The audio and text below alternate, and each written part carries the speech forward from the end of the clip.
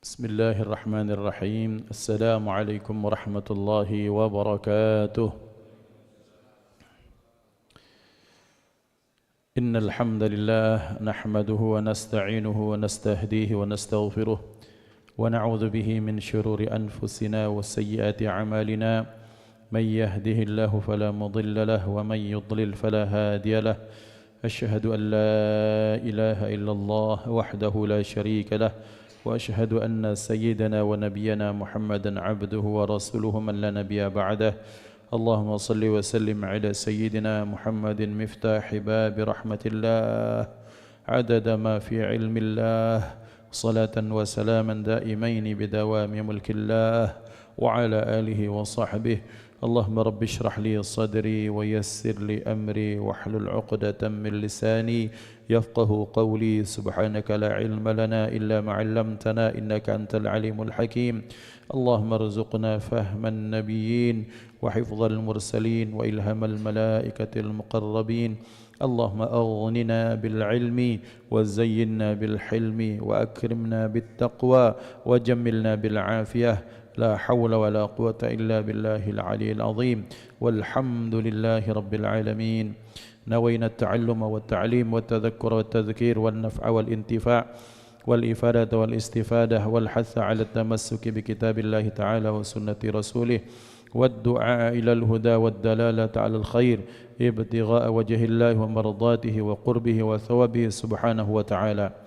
على هذه النية وعلى كل نية صالحة وإلى حضرة النبي المصطفى محمد صلى الله عليه وسلم بسر الفاتحة. أعوذ بالله من الشيطان الرجيم. بسم الله الرحمن الرحيم. صراط الذين أنعمت عليهم غير الضالين. حضرة المحترمين yang saya ta'zimi, para imam masjid, para hufaz, para penghafal Quran, para ustaz, ustazah, ketua masjid yang kami ta'zimi, juga seluruh pengurus yang lain, juga jamaah Masjid Baitur Rahman Bangrai yang dimuliakan Allah, ikhwatal iman dimanapun berada. Alhamdulillah, bersyukur kehadiran Allah Subhanahu wa ta'ala disampaikan kita sampai hari ini di subuh yang mulia pada bulan yang mulia, bulan Rajab Al-Asab. Berharap mudah-mudahan Allah Subhanahu wa ta'ala terus memberikan, melimpahkan keberkahan yang sangat banyak kepada kita, diberikan juga disampaikan pada bulan Sya'ban, disampaikan usia kedakta kepada bulan Ramadan. Mudah-mudahan seluruh amal ibadah kita menjadi asbab ridha Allah Subhanahu wa ta'ala. Amin Allahumma amin. Salawat dan salam Allah limpah ruahkan kepada hadratul Rasul, keharibaan baginda Nabi Muhammad sallallahu alaihi wa alihi wa sahbihi wasallam beserta keluarga, sahabat, mengikut sekalian. Amin Allahumma amin. Ikhwah yang dimuliakan Allah Subhanahu wa taala, insyaallah menyambung pembahasan kita masuk pada maqalah nasihat yang ke-29 dalam kitab Nasaihul Ibad yang dikarang oleh Syekh Nawawi Al-Bantani. Kita akan masuk biiznillah. Bismillahirrahmanirrahim. Radhiyallahu ankum. Qala al-muallif rahimahullahu ta'ala wa nafa'ana bi'ulumihi fid dharain amin. Wal maqalatu at-tasi'atu wal 'ishruna, dan nasihat yang ke-29. Qala Wahab bin Munabbih, berkata seorang ulama dari golongan ahli kitab yang masuk Islam yang bernama Wahab bin Munabbih. Jazakallah, syukran. Berkata Wahab bin Munabbih rahimahullahu ta'ala, maktubun fit Taurati, tertulis dalam kitab Taurat, hadhil mawa'idhus sab'atu wal 'ishrun, ada 27 nasihat yang dimaktubkan di dalam kitab Taurat. Al-awwalu, yang pertama, man tazawwada fid dunya li safaril akhirati bit taqwa, barang siapa yang membawa bekal di dunia atau menambah bekal di dunia, li safaril akhirati bit taqwa, untuk persiapan perjalanan akhirat, bit taqwa, dengan membawa bekal ketakwaan kepada Allah. Wa huwa ijtinabu kulli ma yakhafu minhu, Takwa itu artinya menjauhkan setiap apapun yang ia takuti daripadanya, dararun berupa bahaya, berupa mudarat fid dini di dalam agama, maka itu adalah hakikat takwa. Sara yaumal qiyamati habiballah, niscaya pada hari kiamat dia menjadi kekasih Allah atau habibullah. Ikhwah dimuliakan Allah, Wahab bin Munabbih ini termasuk ulama dari orang Yahudi yang aslama, dia masuk Islam. Para ulama kita memberikan arahan-arahan, memberikan aturan dan batasan bahwa selama yang dijelaskan itu yang mereka ambil para ulama yang masuk Islam itu, maka penjelasannya tidak keluar, tidak melenceng dari akidah Islam, tidak merubah akidah dan kepercayaan yang telah diajarkan oleh baginda Rasulullah sallallahu alaihi wasallam, maka kita boleh percayai, boleh dijadikan maraji' atau sumber rujukan. Tetapi manakala kemudian yang dijelaskan itu kemudian jauh dari akidah Islam atau membuat kita ragu, maka itu kita tinggalkan. Ini merupakan sikap kita terhadap apa yang ditinggalkan oleh ulama-ulama terdahulu yang berkaitan dengan ajaran-ajaran yang mereka dapat dari kitab Taurat maupun kitab Injil. Maka di dalam tafsir kita kenal ada istilah Israiliyat. Apa Israiliyat? Israiliyat itu adalah berita atau hadis atau ilmu atau wawasan apapun yang didapatkan oleh ulama zaman dahulu, yang mereka wawasan ini mereka dapatkan dari kitab-kitab terdahulu sebelum Al-Quran, maka ini namanya Al-Quran, ini namanya Israiliyat.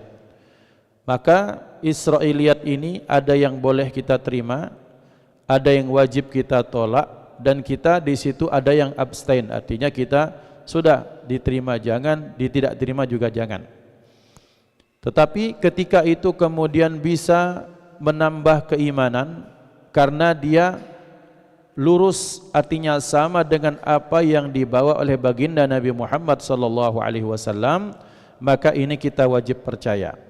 Karena kita yakinkan bahwa ini merupakan ajaran-ajaran yang orang-orang Yahudi maupun yang umat yang lainnya mereka tak rubah-rubah itu. Karena mengapa? Karena Al-Quran dijadikan Allah Subhanahu wa taala sebagai muhaiminan alaihi. Al-Quran dijadikan standar atau patokan kebenaran. Maka Wahab bin Munabbih memberikan wawasan kepada kita. Beliau menyatakan, memberitakan bocoran-bocoran Taurat yang masih lurus itu apa? Man tazawwada fid dunya sara yaumal qiyamati habiballah. Siapa saja yang menambah bekal di dalam dunia ini dengan ketakwaan, sara yaumal qiyamati habiballah, niscaya pada hari kiamat dia akan menjadi kekasih Allah Subhanahu wa taala. Ikhwah dimuliakan Allah, kehidupan dunia itu sering juga kita dengar istilah al-ula. Kita sering dengar istilah al-ula. Walal akhiratu khairul laka minal ula. Kapan ula itu? Sekarang. Akhirah itu yang datang terakhir. Maka datang terakhir itu namanya akhirat, bahasa kita jadi akhirat. Maka padanan akhirat itu lawan katanya al-ula.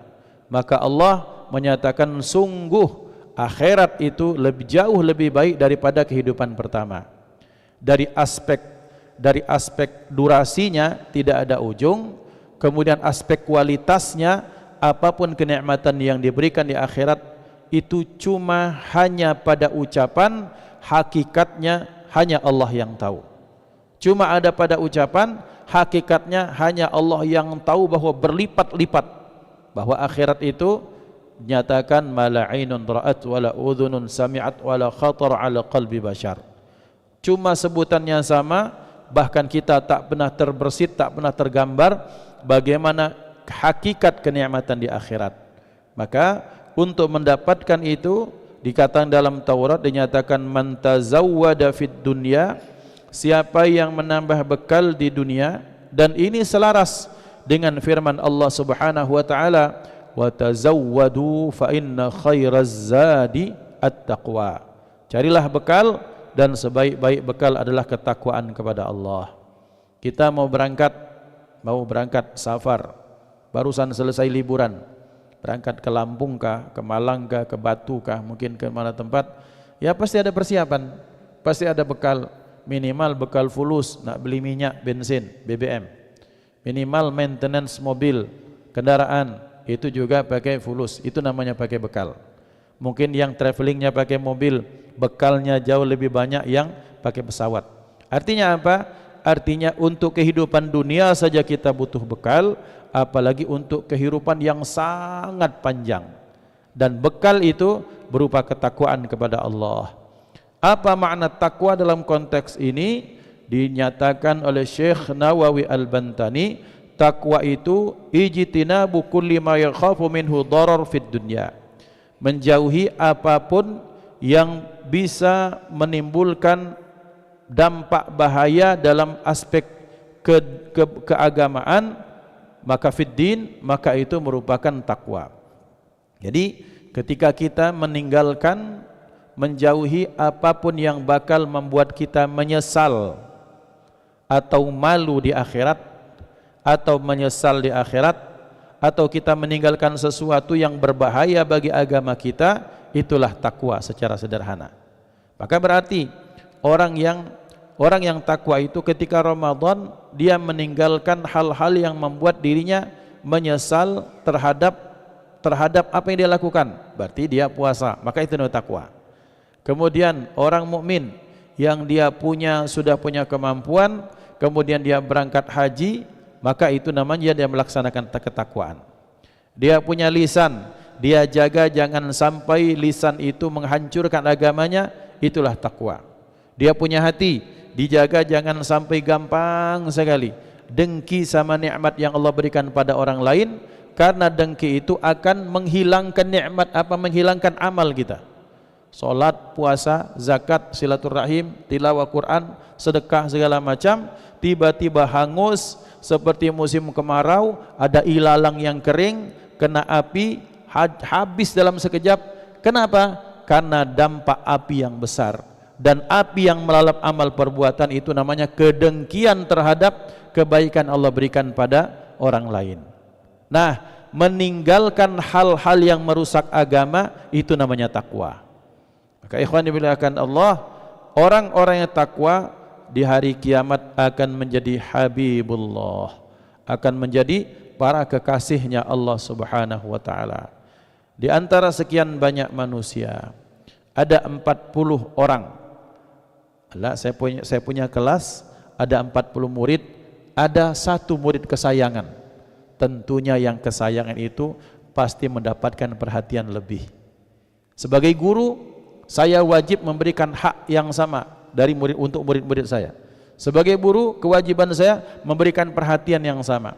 Tapi terkadang kalau orang sudah sayang sama seseorang, tetap tidak bisa kita pungkiri.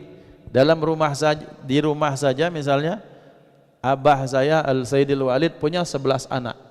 Maka dari sekian 11 anak itu, ya mau tak mau tetap kadang-kadang laluriah manusiawi seseorang punya satu yang paling disayangi, tanpa dia harus ucapkan pada anak yang lain.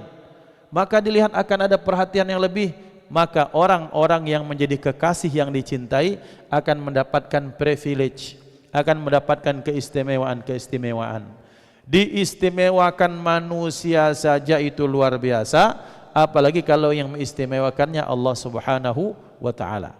Maka orang-orang yang menjadi kekasihnya Allah, kesayangannya Allah, yang menjadi buah hatinya Allah, kira-kira seperti itu, maka mereka adalah orang-orang yang selama di dunia menjaga agama dari hal-hal yang merusak, mereka bertakwa kepada Allah, maka mereka adalah orang-orang yang mendapatkan kebaikan, kasih sayang Allah Subhanahu wa taala.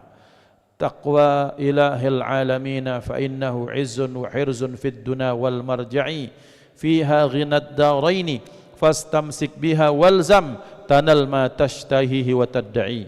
Kata Imam Al-Haddad, beliau menyatakan, bertakwa kepada Allah Tuhan semesta alam ini itu akan memberikan kemuliaan dunia akhirat. Ini haknya kekasih mendapatkan kemuliaan. Wa izun wa hirzun, mendapatkan penjagaan. Di dunia dia dijaga dari keburukan, kemudian di akhirat dia dijaga dari murka dan siksa Allah Subhanahu wa taala. Orang yang takwa hajatnya dikabulkan Allah Subhanahu wa taala. Kemudian orang yang takwa dicukupkan oleh Allah Subhanahu wa taala dunia dan akhirat. Maka berarti orang yang takwa mendapatkan semuanya. Wa may yattaqillaha yaj'al lahu min amrihi yusra. Barang siapa yang takwa kepada Allah, Allah jadikan urusan-urusannya diberikan kelancaran oleh Allah Subhanahu wa taala. La masjidun ussisa 'alat taqwa. Ini masjid dibangun atas dasar takwa. Maka lihat masjid, Pak, kalau pengurusnya takwa, bangun masjidnya itu dengan dasar ketakwaan, bukan nak cari cuan, cari apapun, masjidnya insya Allah jadi cepat. Banyak keajaiban yang Allah berikan. Kenapa? Ussisa 'alat taqwa, karena masjidnya itu dibangun atas dasar takwa. Tapi kalau masjidnya itu untuk politik, masjidnya itu untuk kepentingan pribadi atau kelompok, maka masjid ini akan panas, menimbulkan perpecahan di antara mereka. Karena kenapa? Dibangunnya bukan atas dasar takwa. Maka kalau masjid dibangun atas dasar takwa, Allah akan berikan banyak kebaikan, keajaiban yang luar biasa. Diberikan kelancaran, lagi butuh ini sekian, butuh besi 10 batang dikasih 100 batang. Itu biasa. Karena kenapa? Karena yang ngurusinya orang-orang yang bertakwa kepada Allah, membangunnya pun atas dasar takwa kepada Allah. Maka berarti kalau kita ingin mendapatkan kemudahan sebelum di akhirat, maka kita bertakwa, maka Allah akan berikan kemudahan-kemudahan di dunia. Kemudian selanjutnya beliau menyatakan as-sani was-sani, dan yang kedua, man tarakal ghadaba sara fi jiwarillahi. Barang siapa yang meninggalkan murka atau marah, sara fi jiwarillah, niscaya dia berada di samping Allah. Qala alaihi salam, bersabda Rasulullah sallallahu alaihi wasallam, laisa syadidu bis-sur'ati atau bis-sar'ati, innamasy syadidul ladzi yamliku nafsahu 'indal ghadabi.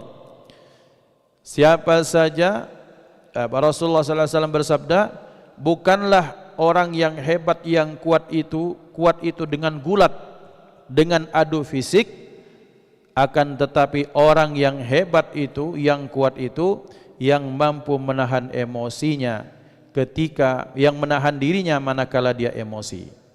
Nah, ikhwan dimuliakan Allah, ketika seseorang itu sedang murka, maka ketika murka itu kan bara apinya tinggi, dan yang mendekat itu biasanya yang sifatnya api.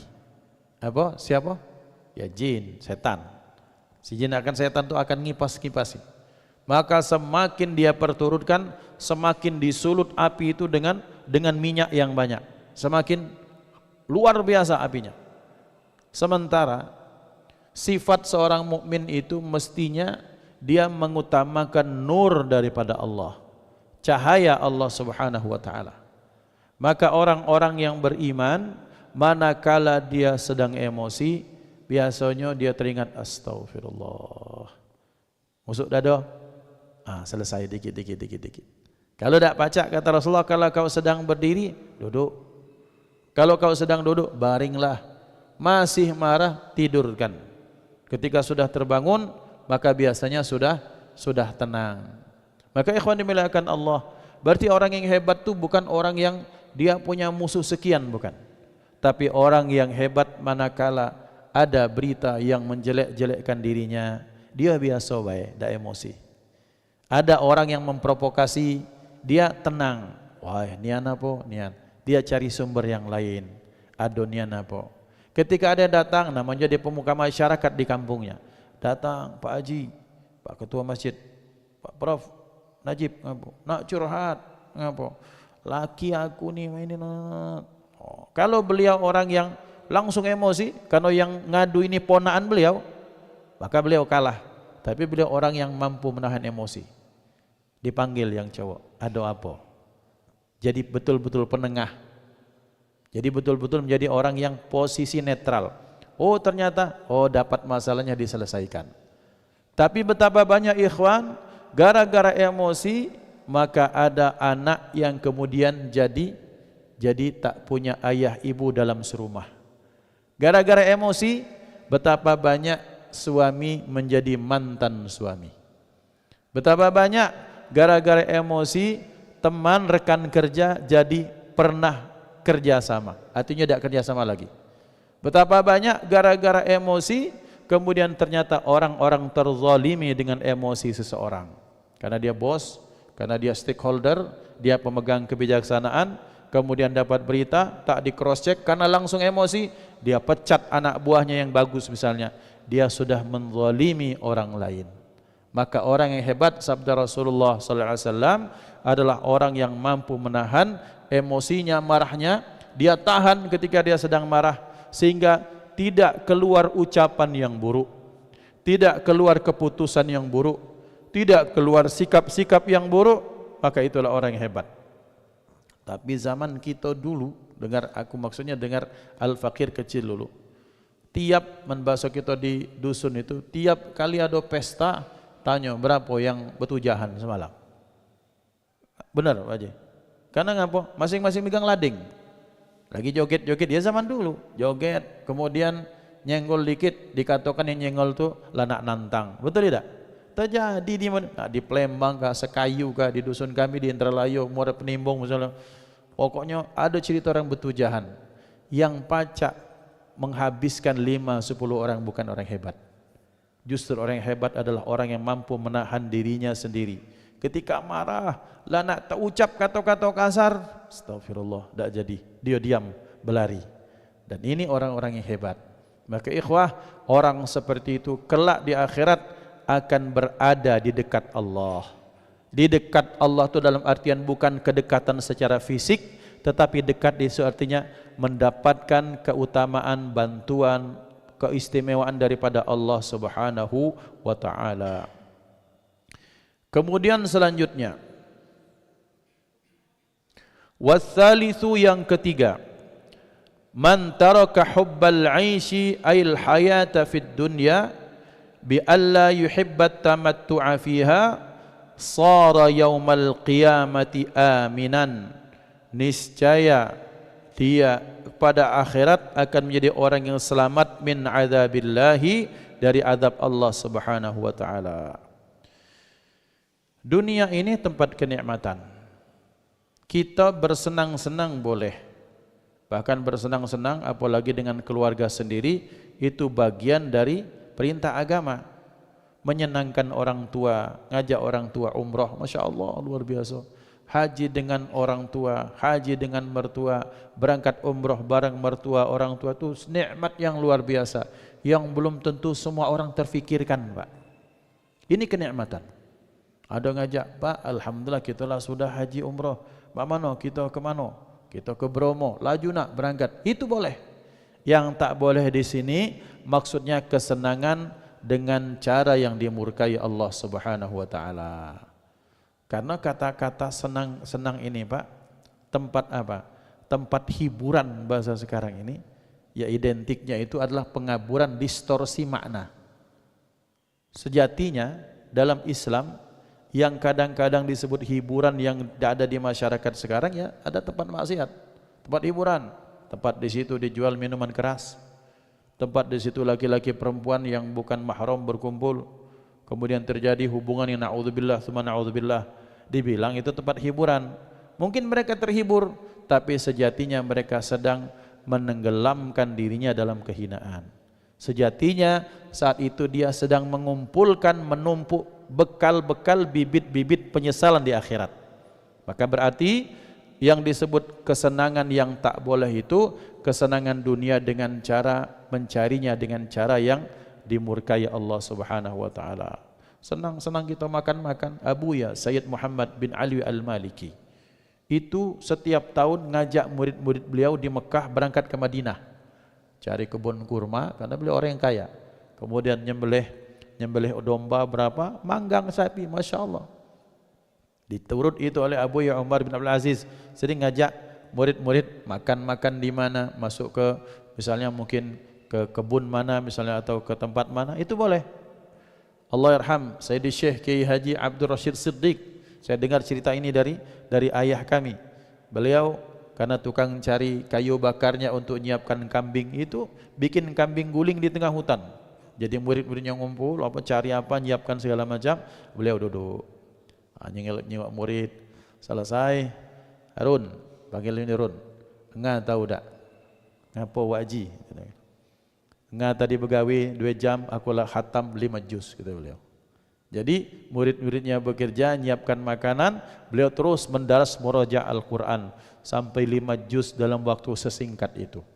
Tapi apa intinya ternyata bahwa ternyata para ulama itu sering jalan-jalan, ngajak murid-muridnya jalan-jalan. Jadi kalau misalnya ada kelompok masjid kemana jalan-jalan, ya boleh, asal aturan-aturannya dijaga, ikhtilatnya, niatnya dijaga, caranya diberikan aturan. Yang tak boleh itu tadi, mencari dengan sesuatu yang dimurkai Allah Subhanahu wa taala.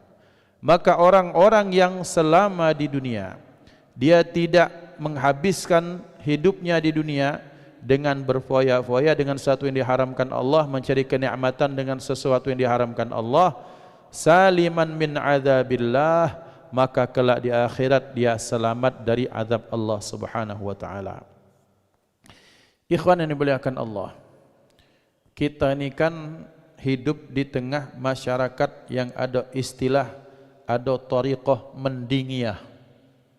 Mendingiyah itu mending, mendang-mending ini, maka pun kita seperti itu.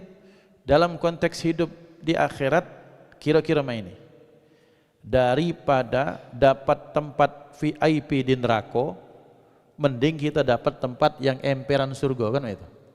Kira-kira saudara.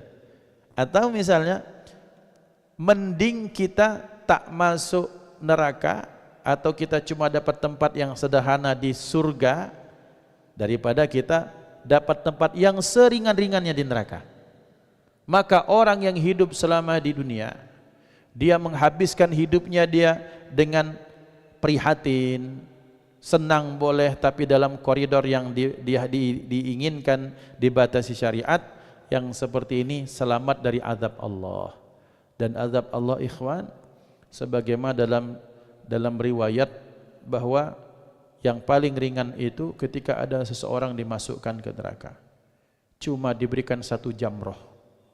Jamroh itu batu sebesar ini. Jamroh jamaknya jamarot.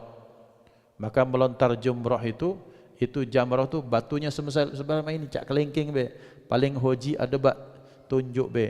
Bukan batu ada bak tegam ini.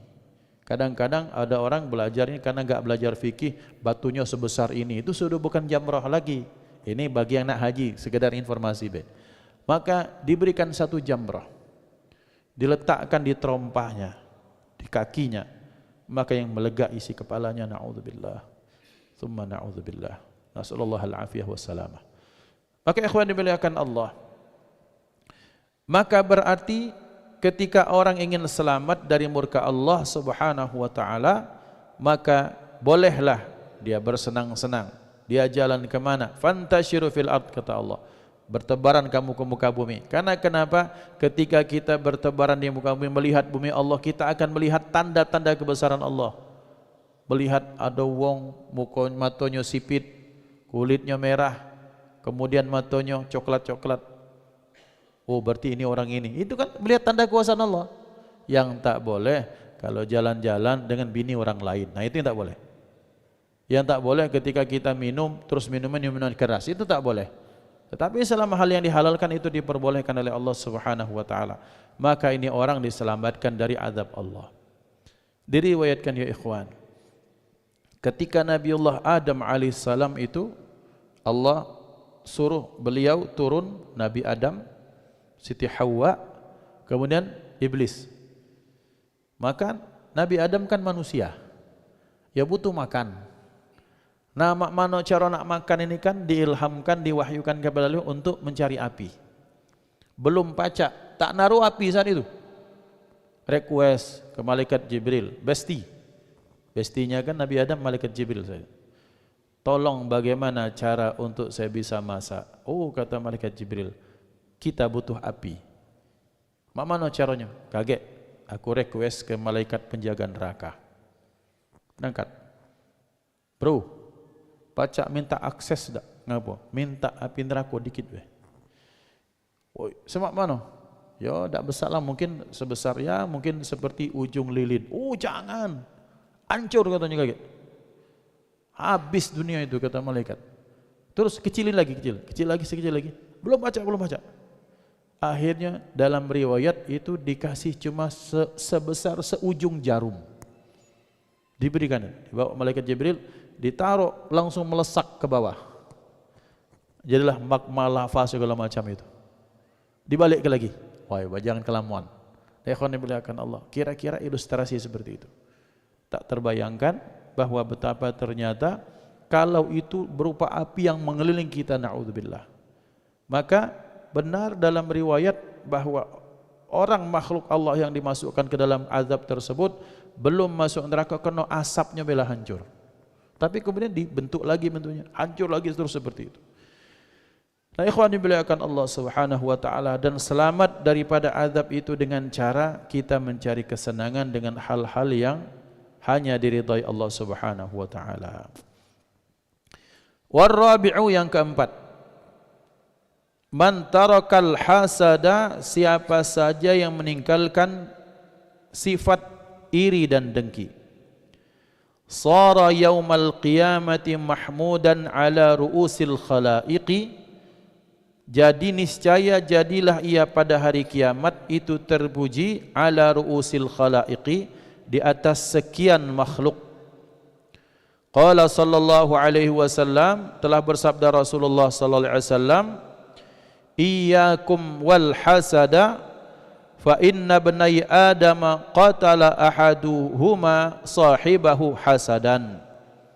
Rasulullah sallallahu alaihi wasallam bersabda, hati-hati kalian jangan sampai punya sifat dengki, karena dikarenakan sesungguhnya dua anak Adam itu membunuh temannya atau saudaranya gara-gara dengki. Ikhwan dimuliakan Allah. Apa hasad atau dengki itu? Tamanni zawalin ni'mati 'alal ghair.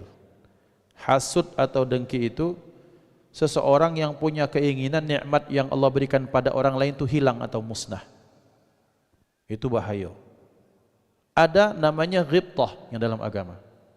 Ya Allah, hebat nikmat itu, berikan juga kepadaku. Itu namanya ghibtah. Ya Allah, mudah-mudahan nikmat yang kau berikan pada bapak itu kau berikan berkah, tapi ya Allah, aku pengen juga ya Allah. Ya Allah, Profesor Najib itu rumahnya besar, aku pengen juga ya Allah. Nah, itu namanya ghibtah. Ya Allah, bapak itu mobilnya mewah. Ya Allah, mudah-mudahan juga selamat, sehat, selamat, barokah. Tapi ya Allah membaca, aku pengen juga. Itu namanya ghibtah. Tapi hasad itu, mogalah rumahnya terbakar, mogalah rumahnya hancur, semoga saja rumah tangganya cerai-berai. Nah, ini namanya dengki. Ikhwan dimuliakan Allah, dinyatakan Rasulullah sallallahu alaihi wasallam, hati-hati kalian jangan sampai hasad, karena sesungguhnya dua anak Adam membunuh, yang satunya membunuh saudaranya dengan sebab hasad. Ya, kita dalam riwayat seperti itu yang masyhur kita terima ya. Yang masyhur kita terima seperti itu, bahwa Allah merintahkan Nabi Adam menyilang anak. Bahwa siapa? Bahwa Qabil itu saudaranya yang kembar, setiap melahirkan Siti Hawa itu kan kembar. Kembarnya cantik. Sementara Habil ini kembarannya ini tak pati cantik. Maka kemudian disilangkan. Harus nikah silang. Ini isyarah daripada inilah dalam sabda Rasulullah sallallahu alaihi wasallam, istaghribu tasihhu. Kalau nak nyarikan jodoh, carikan orang asing supaya anak kita sehat. Orang asing tu boleh Ustaz, bukan orang itu. Maksudnya yang tidak katik sedarah secara langsung. Jadi kalau misalnya sepupu ada dua pupu, maka mungkin cari yang memang tidak katik hubungan pertalian darah. Maka itu lebih berpotensi untuk lebih sehat. Itu dalam hadis Rasulullah sallallahu alaihi wasallam. Nanti kita minta para dokter yang menjelaskan nanti. Nah, ikhwan dimuliakan Allah, Kemudian Qabil gara-gara dengki terhadap saudaranya Habil yang diberikan akses menikahi saudari kembarnya yang cantik, sementara dia berhajat pada saudarinya itu, maka dia bunuhlah Habil. Dosa pertama, pembunuhan pertama terjadi pada Qabil, dan Qabil menjadi penanggung jawab dari pembunuhan yang terjadi di dunia. Apa sebabnya? Karena dengki terhadap nikmat yang diberikan orang lain, yang diberikan Allah kepada orang lain. Dan orang dengki tidak pernah bahagia. Orang dengki tidak pernah hidup tenang. Orang dengki tidak pernah hidupnya, hatinya terus stabil. Kenapa? Karena setiap dia melihat nikmat yang Allah berikan kepada orang yang dia dengki, tak nyaman dia. Mencari upaya bagaimana nikmat itu hilang. Nikmat itu tak bisa hilang, maka dia membunuh karakter dengan cara dia ghibah, dia fitnah. Bertambah lagi dosa. Na'udzubillah, thumma na'udzubillah. Wal khamisu, yang kelima, man taraka hubbar riyasati ail masyal hasana, man taraka hubbar riyasati ail masyil hasani sara yaumal qiyamati azizan indal malikil jabbar. Siapa yang meninggalkan hubbar riyasah, cinta jabatan, ail masyil hasani, berjalan penampilan yang baik, nanti kita jelaskan, niscaya pada hari kiamat dia akan menjadi azizan, orang yang gagah perkasa lagi mulia, indal malikil jabbar, di sisi Allah subhanahu wa ta'ala.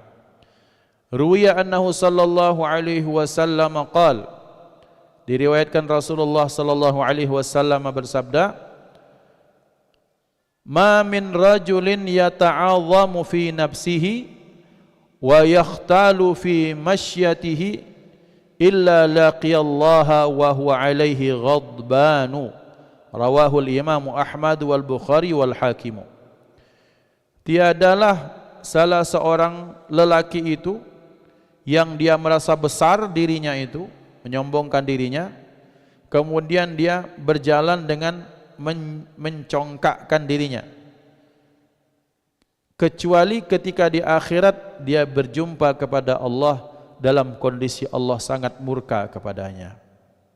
Nah, ikhwan dimuliakan Allah, orang yang meninggalkan hubbar riyasah, hubbar riyasah itu cari pandangan makhluk, mencari posisi tinggi di dalam diri makhluk. Dalam bahasa sini al-masyal hasanah, jalannya dengan baik. Maksudnya ketika dia jalan, orang memberikan karpet merah. Cari posisi di masyarakat. Barang siapa yang meninggalkan mencari posisi jabatan, terutama dalam hati masyarakat, maka kelak di akhirat justru dialah yang menjadi pemuka-pemuka akhirat. Dia akan menjadi apa? Yang menjadi pejabat-pejabat akhirat.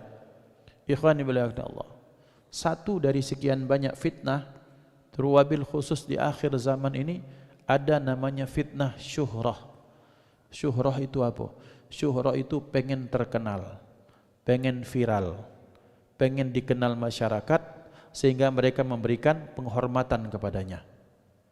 Ada para awliya, Syekh Abdul Qadir Al-Jilani, wali yang masyhur, tapi kemasyhuran mereka tidak pernah membuat mereka lalai barang sedetik pun daripada Allah Subhanahu wa taala. Tetapi lebih banyak lagi para aulia yang mereka menyembunyikan diri, dan kemarin kita sudah bahas. Maka kenapa? Karena orang-orang yang ketika mereka membenamkan dirinya dalam tanah atau lembah kemajhulan, tidak dikenal masyarakat, justru semakin kuat. Ini ada bibit, ikhwan. Ini misalnya, ini batu cincin, ini bibit. Bibit ini kalau saya tanam hanya sekedar satu sebenarnya sekilan dimasukkan, mungkin akarnya kurang kokoh.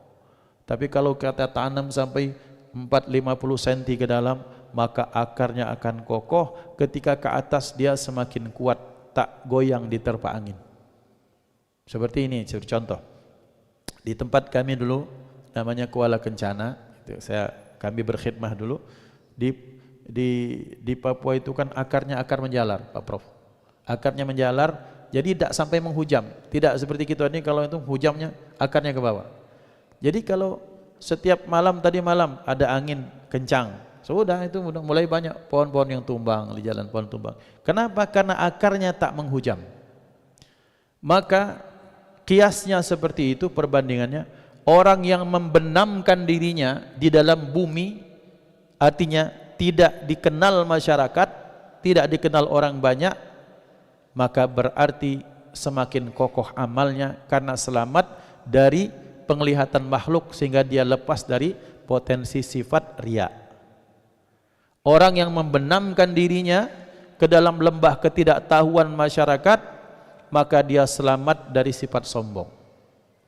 Tapi orang yang di permukaan rentan sekali. Oh iyalah, kita ni kan kuliah di luar dulu. Kita ni kan banyak pengalaman. Itu sudah mulai goyang, itu kena angin. Tapi kalau orang yang terbelah, justru yang seperti ini akan melahirkan bibit-bibit yang hebat. Kam min masyhur min barakatil mastur. Betapa banyak orang-orang yang masyhur di muka bumi ini, itu berkah didikan tangan dinginnya orang-orang yang tak kelihatan sama sekali. Maka ikhwan dimuliakan Allah. Tapi kalau memang garis tangannya dikenal masyarakat, maka pun akan kebaikan, ada kebaikan ketika mereka selamat dari hal tersebut. Maka dinyatakan barang siapa yang meninggalkan hubbar riyasah, pengen menjadi kepala, pengen memimpin, pengen jadi bos, penampakannya bagus, maka kelak di akhirat dia akan menjadi orang-orang yang dimuliakan di sisi Allah Subhanahu wa taala. Maka berarti orang yang menyombongkan dirinya, kemudian dia congkak ketika berjalannya dalam hidup masyarakat, dia merendahkan orang lain, di akhirat dia akan berjumpa dengan Allah dalam kondisi Allah sangat murka kepadanya. Yang terakhir sebelum kita tutup, yang keenam, wasadisu, yang keenam, man tarakal fudula fid dunya minal kalami wal mali wal jahi wa ghairi dhalika minal mubahati allati tawaqqa'a fil ma'siyati wal ghaflah sara na'iman fil abrar ay mutawasi'an fil at'imati ma'al abrar. Siapa saja yang meninggalkan kelebihan di dunia, baik berupa ngomongnya, berupa ngumpul hartanya, kemudian meninggalkan jabatan-jabatan yang berlebihnya dari semua hal yang dibolehkan Allah Subhanahu wa taala, yang ditakutkan itu akan menjatuhkan dia ke dalam lembah kemaksiatan dan kelalaian, sara na'iman fil abrar, niscaya dia mendapatkan nikmat bersama para abrar, bersama para orang-orang mulia di akhirat, yakni mendapatkan kelapangan berupa mendapatkan tempat VIP makanannya bersama orang-orang yang dimuliakan Allah di akhirat. Punya jabatan baik, ngobrol itu selama baik-baik, kemudian punya harta baik, karena bagi seorang mukmin semua yang saya sebutkan adalah potensi untuk mencari bekal sebanyak-banyaknya. Tapi kalau ternyata ngomongnya sifatnya mubah, tapi berlebihan bahaya. Membasuh orang pedamaran meranjat itu takut tertukar. Dua laki bini bergesah. Bergesah. Cak wak iyalah. Barang dak kate ngayal ke dia ada kambing. Wak peng itu ada apa? Ada kebun, laju nak berbalah. Gara-gara kebanyakan ngomong. Si kok ngayal punya ini, si kok ngayal punya ini, kambing mengganggu kebun aku, salah kau dewek kebun muda. Pokoknya itu. Si good nak berbala, nak bergocok, ditanya mana kambingnya, mana kebunnya. Tidak, kami tu ngayal baik. Ngapa ngayal tu? Lah kebanyakan ngomong. Maka ikhwan dimuliakan Allah, orang kalau kebanyakan ngomong itu takutnya salah. Kalau sudah banyak salah takutnya ya dosa. Maka berarti orang yang ngobrol biasa. Tapi kalau itu sudah kebanyakan ngobrol, ban baso kita di dusun, lemak dari makan, itu bahaya. Begesai kok santuk dari jam 6 ke jam 6. Tak beringgut-ringgut dari warung kopi. Modal banyu, minta banyu hangat, bawa gula dengan kopi dari rumah biar murah. Terus minta tambahkan. Begesah tak sudah-sudah. Yang mak ini tak jadi apa-apa kecuali potensi nak berbala. Ngapo? Dia nak banyak ngomong, kawannya juga nak ngomong, tukaran, tetukar. Maka ikhwan dimuliakan Allah, ngobrol itu boleh, tapi kalau sudah berlebihan takut itu akan jadi potensi kemaksiatan berupa perputusnya silaturahim. Maka orang yang meninggalkan hal tersebut, maka di akhirat dia mendapatkan kursi VIP di akhirat. Maka tentunya kita pengen menjadi orang-orang VIP di akhirat. Salah satunya kita meninggalkan hal yang mubah yang berlebihan. Sehingga kalau mubah itu berlebihan, ditakutkan itu akan masuk ke dalam hal yang diharamkan Allah Subhanahu wa taala. Hadanallah wa iyyakum ajma'in, usikum wa nafsi bittaqwallah. Kita sebelum kita tutup dengan doa, diaturi kalau ada yang pengen bertanya, tafadhal mashkuran.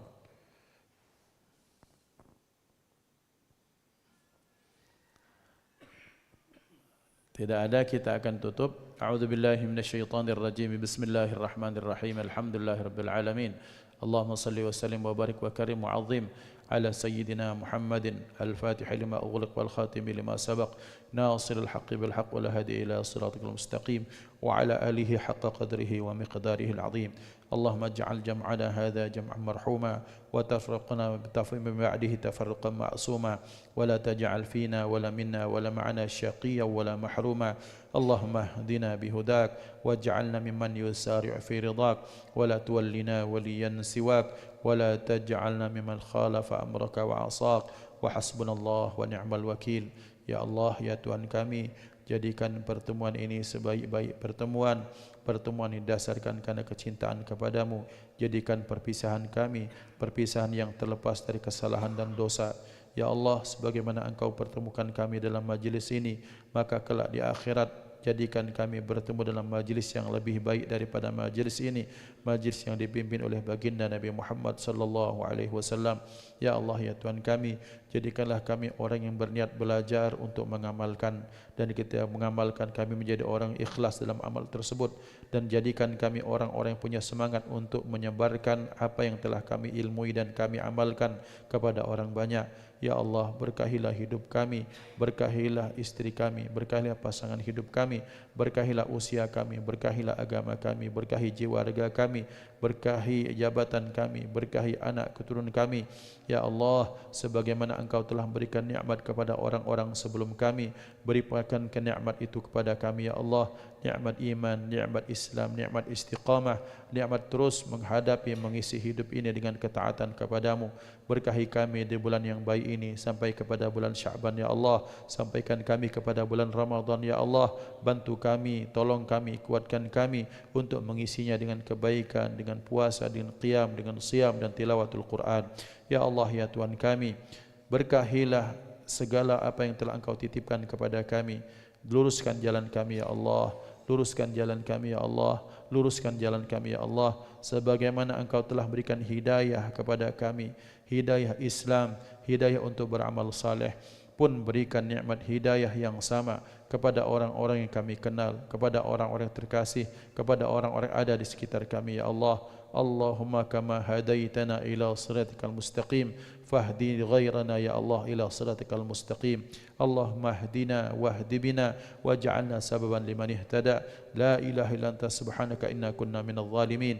Ya Allah, ya Tuhan kami, yang datang kepadamu kepadamu hari ini, ya Allah, yang membawa masalah, berikan jalan keluar untuk menyelesaikan masalahnya. Ya Allah, ya Allah, ya Tuhan kami, yang punya hajat, maka berikan kemudahan kami untuk mendapatkan menyampaikan hajat ini.